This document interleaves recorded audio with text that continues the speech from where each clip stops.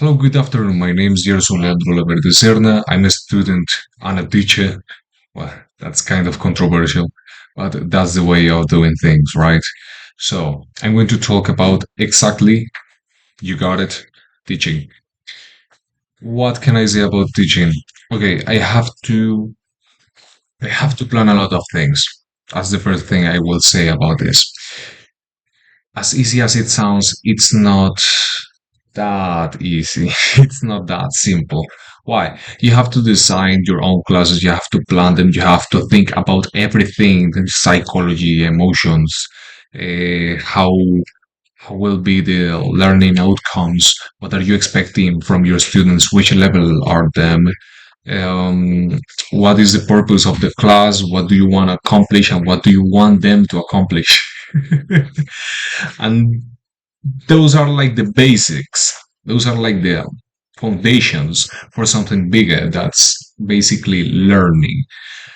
What am I talking to you right now? Okay, this is very interesting. In my job, well, I'm talking about my job still. So in my job, what do you have to do? What are you trying to accomplish? You're trying to accomplish teaching and learning. Learning for them and teaching by you. And those things aren't separated, they are going in pairs, right? So if you teach good, they will learn good. If you teach bad, what do you expect? So if you teach bad, don't expect them to get good grades. The things you have to do is to improve your teaching. And how do you do that? How do I do that? Okay, I have to read a lot. I have to learn about many things. Like, for example, I mentioned psychology before, and that's a very important factor because as hard as you may think it is, it's very, how do I put it? How do I put it? It's very intuitive, the use of philosophy and psychology on your job, because it's basically a way of thinking, a way of thinking and making decisions and acting. So if you are a good reader, if you like to learn new things, apply them on your job. For example, I'm trying to apply the use of phones because nowadays everyone has a phone. So in my job, I'm trying to incorporate them in my classes, and it's working. It's working, and I'm pretty amazed by it. But what else can I tell you about this incorporation new things? For example, I'm a teacher that really likes to play games. I'm that kind of teacher, sorry to disappoint you. I'm not the kind of teacher that likes to place a PDF and just scrolls on his phone. No, I'm really the kind of, I'm here with you, and so I'm here with you. I will be involved in the activity. So if you're having fun, I'm having fun. And that's it. And I think personally, the way I do that things to make them learn, to make them, well, speak the language, I think I'm doing great. But why? Here's why. Here is the good explanation. So I mentioned before about psychology and philosophy, about having to read as a teacher, to having to learn new things as a teacher and incorporate them in your classes. What comes next? Okay, the things that you have to do next in this case are to listen, are to listen carefully about your students' demands. Why? Because your student learns in different ways as other students. So the saying is right. Basically, the saying is right. No one's the same. Everyone's different. So you have to look out for those differences. What makes them different from another subject or individual? Here is the math, here is the science. So if everyone's different, how do I teach to every one of them, to every single one of them? Okay, you have many strategies. This is where the strategies come from.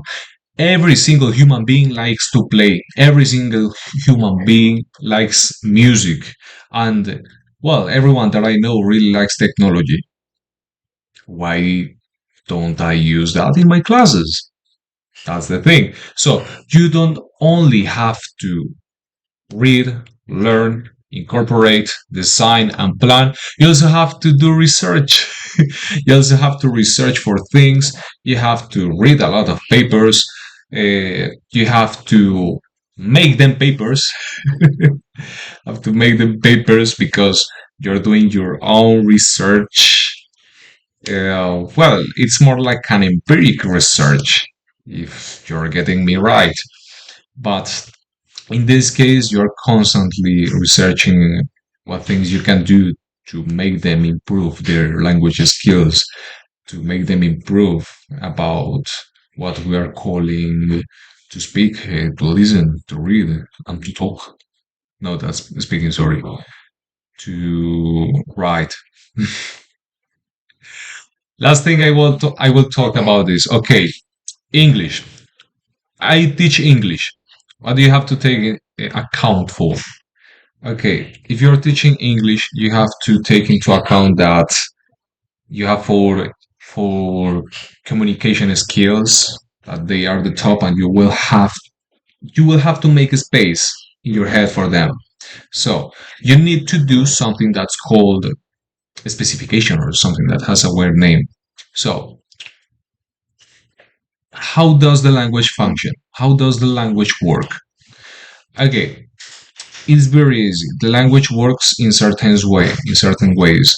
For example, writing is a way of a speech. So if your student isn't good at talking, you may make them write down their ideas because the human brain. Okay, this is a very good interesting topic, so I'm going to extend a little bit moreover than the five stipulated minutes. So the human brain works in a very certain way. It works by language. So us native speakers, like our first tongue or mother tongue is Spanish, we think in Spanish. But when we develop a second tongue, a foreign tongue, so the things that we do is that we change from this mother tongue where we understand the world to this other one, and the world changes as well as the words and the way we know it. So languages is not only like a game with a lot of rules, it's also a way to change the world and see it different, to understand, because that's why language is there. That's why we created language, to understand the world. And there are many understandings, that's the word, understandings of the world. And that's it. I think I covered everything. If I didn't, let me know, because I need to know. And that was it. I think it was helpful. Oh, holy moly, 8 minutes. Goodbye. Have a very nice day. Or the rest of it.